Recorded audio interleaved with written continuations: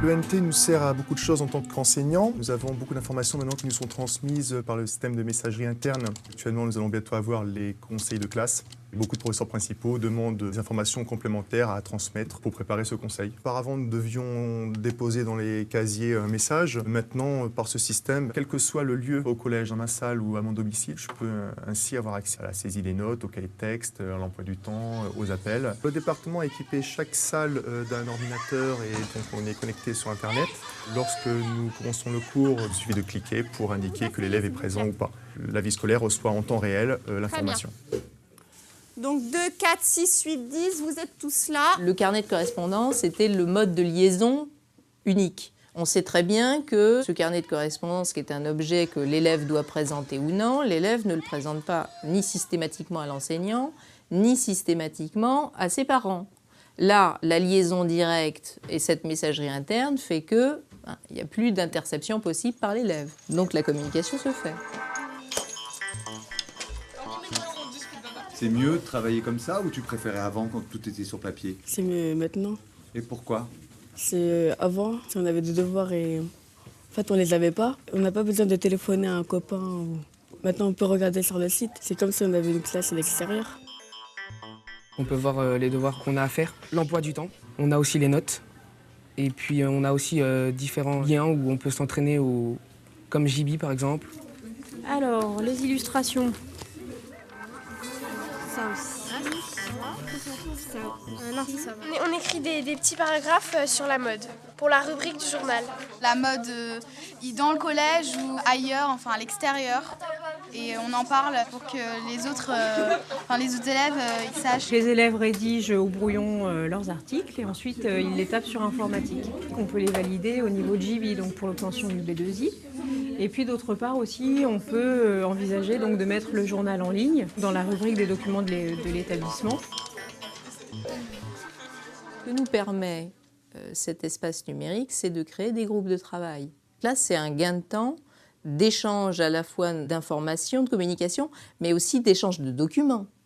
Et de travailler et de faire évoluer ces documents à l'intérieur de notre espace numérique de travail. Les professeurs ont fait preuve de beaucoup de bonne volonté, même certains professeurs qui n'avaient pas forcément l'habitude de l'outil informatique. Et ça a été très positif de voir justement cette envie de beaucoup de professeurs de voir ce nouveau système, d'utiliser ce nouveau système pour leurs cours et la vie d'établissement. Héliotext est un cahier de texte numérique qui a été élaboré dans le cadre d'un environnement numérique de travail. Et donc l'idée, c'est de mettre des outils de communication et des outils pédagogiques. À ce titre, le cahier de texte a tout à fait sa place là-dedans puisque, de fait, il devient accessible à tous les membres de la communauté qui souhaitent le consulter. C'est très rare dans des établissements comme les nôtres que les parents viennent pour consulter un cahier de texte. Là, les gens le consultent davantage. C'est un peu coercitif au niveau des élèves parce qu'ils savent que leurs parents peuvent avoir accès aux outils de travail, les outils pédagogiques aussi de façon beaucoup plus directe. Tout ça, c'est de la gestion quotidienne, ce qui nous simplifie la vie. Mes élèves sont en TP. J'ai fait une saisie ici de tous les groupes de TP. Les élèves ont toute la présentation pour les différentes journées du contenu du cours et également donc, les ressources disponibles directement en ligne. Ici, on se retrouve avec la partie cours et en dessous, tous les contrôles qui sont en ligne. Donc, on va prendre par exemple ce contrôle-ci. Les élèves retrouvent l'intitulé et également le document téléchargeable directement en ligne. Si un élève était absent, donc il sait très bien qu'il va pouvoir se connecter et récupérer les ressources.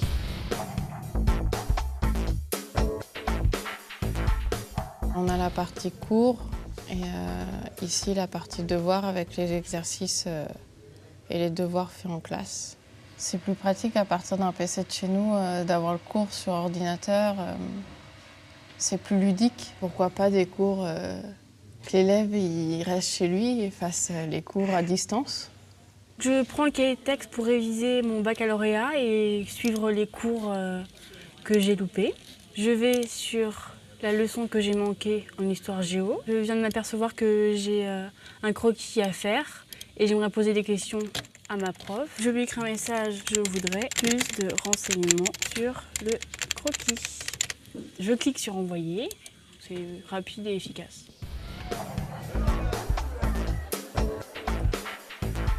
J'ai pris la classe de première L2. Dans le chapitre l'âge industriel, j'ai proposé un exercice, faire une recherche sur Internet, d'après un moteur de recherche. Vous indiquerai 2 sites permettant de trouver des informations iconographiques. J'ai donné ma consigne, on voit le chapitre. Le TP proposé apparaît donc sur l'écran pour l'élève. On peut travailler directement, on va dire en interaction.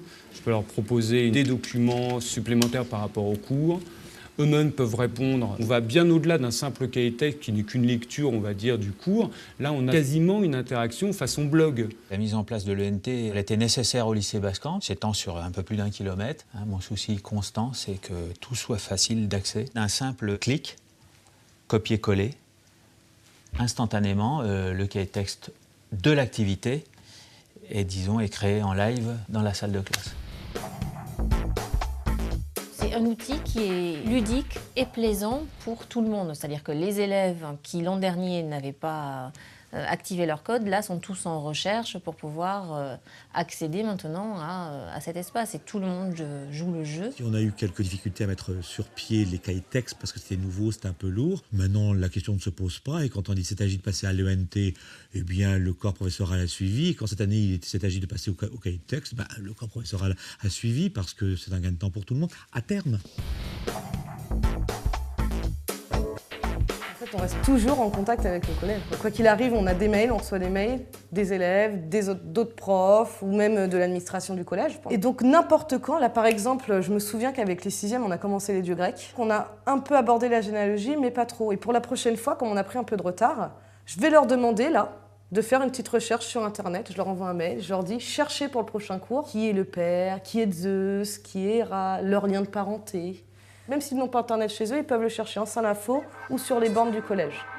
Pour le prochain cours, je vous demande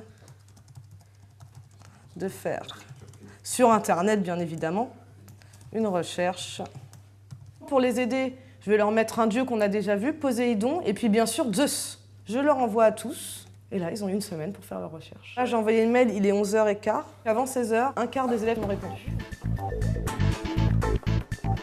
Pour eux, l'ENT, c'était uniquement une façon de voir ses notes, de pouvoir communiquer entre eux ou avec les professeurs, et non pas un moyen de trouver des ressources. Ce que j'ai voulu faire, c'est leur montrer comment l'ENT peut leur apporter quelque chose au niveau documentaire via les ressources qui nous sont proposées. Quand ils vont être chez eux et qu'ils vont recevoir une demande de leur professeur pour un exposé, par exemple, ils vont se rappeler qu'ils avaient une ressource numérique qui pouvait leur parler sur tel ou tel sujet. Dans cette séquence sur la musique raconte une histoire, on a donc chanté le chant Gardien de nuit, extrait du Soldat rose de Louis Chédid. Au fur et à mesure, on va apprendre des parties au cours des semaines avec les élèves. Mais moi, je vais leur mettre directement toute la partition sur l'ENT. Tous les élèves de 6e 1 qui vont aller se connecter sur l'ENT vont pouvoir ouvrir autant qu'ils veulent le fichier Gardien de nuit, l'enregistrer sur leur ordinateur pour le consulter autant de fois qu'ils veulent. Le principal, ils l'ont toujours sur leur fiche de cours. Et tout ce qui allait à côté pour enrichir la culture générale, faire des liens par rapport à l'histoire, par rapport à la géographie, etc., est plus facile à mettre. Et puis donc évidemment, toutes les ressources numériques, comme les playbacks ou des choses comme ça, on peut évidemment les mettre en ligne pour que les élèves puissent s'entraîner plus facilement dessus. On peut aussi leur demander de déposer, eux, des exercices qu'on leur demande de faire à la maison. C'est les doubles ressources qui me plaisent cette année. C'est à la fois l'espace numérique de travail, mais aussi le TNI. Et je trouve que les deux sont vraiment complémentaires. Parce que le TNI nous permet d'aller plus loin dans nos ressources numériques nous-mêmes en cours. Donc forcément, on peut amener plus facilement les élèves à utiliser des ressources numériques à travers l'ENT. Pour moi, c'est vraiment un doublon qui est utile, parce que l'un va compléter l'autre. Je garde un œil ouvert quand je suis dans mon lit, plus une veste militaire sous mon pyjama gris. Je garde le buste droit, la tête sur les épaules. Je garde un regard froid sur l'écran de contrôle.